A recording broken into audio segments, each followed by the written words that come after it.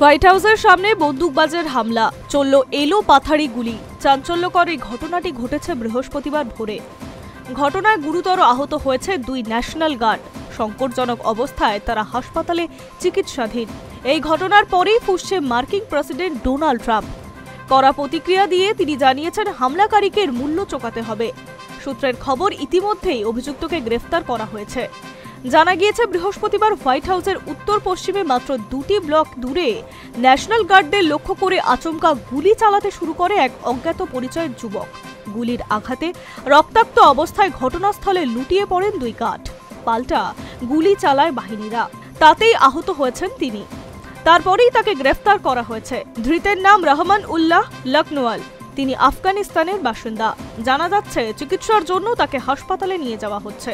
ওয়াশিংটনের mayor Muriel বাউসার বলেন, এটি একটি পরিকল্পিত হামলা। ইতিমধ্যেই অভিযুক্তকে গ্রেফতার করা হয়েছে।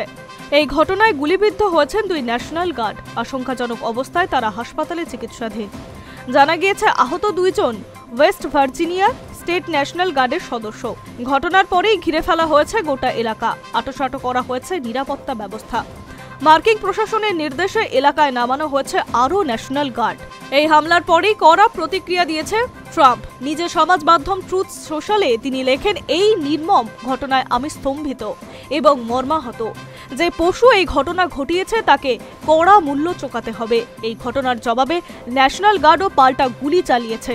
তাতেই গুরুতর আহত হয়েছেন পশুটি। সে হাসপাতালেও চিকিৎসাধীন। মার্কিন ভাইস প্রেসিডেন্ট জেডি ভান্স তার এক্স হ্যান্ডেলে লিখেছেন, এই নির্মম ঘটনার কড়া নিন্দা জানাই। আমাদের ন্যাশনাল গার্ড বিশ্বের সেরা। আমরা ভাগ্যবান যে তাদের ফিরে পেয়েছে। প্রাক্তন মার্কিন প্রেসিডেন্ট বারাক ওবামা জানিয়েছেন, আমেরিকায় হিংসার কোনো জায়গা নেই। Hi news network.